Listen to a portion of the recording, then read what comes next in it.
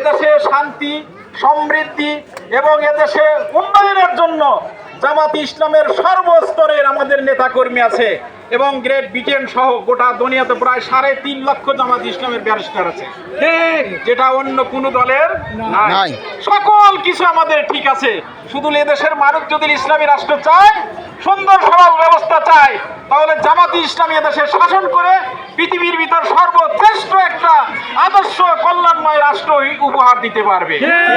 আমরা সকল ক্ষেত্রে জামাত ইসলামকে সহযোগিতা করবো, রাজি আছি তো ইনশাআল্লাহ।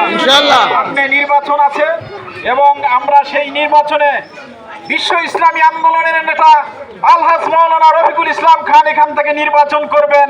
এই নির্বাচনে আমরা সর্বক্ষেত্রে তাকে সহযোগিতা করে বিজয় করে এখানের এমপি হিসাবে মনোনীত করে সিরাজগঞ্জের মন্ত্রী হিসাবে দেখতে চাই।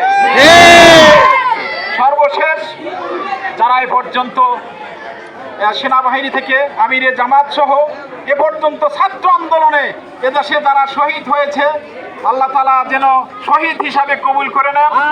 আর আজকে যারা এখানে আয়োজন করেছেন দোয়া মাহফিল, তাদেরকে ধন্যবাদ জানাই। আপনারা এখানে উপস্থিত হয়েছেন কষ্ট করে, আপনাদেরকে ধন্যবাদ জানাই। আমি আমার বক্তব্য শেষ করছি। আমা তৌফিক ইল্লা বিল্লাহ।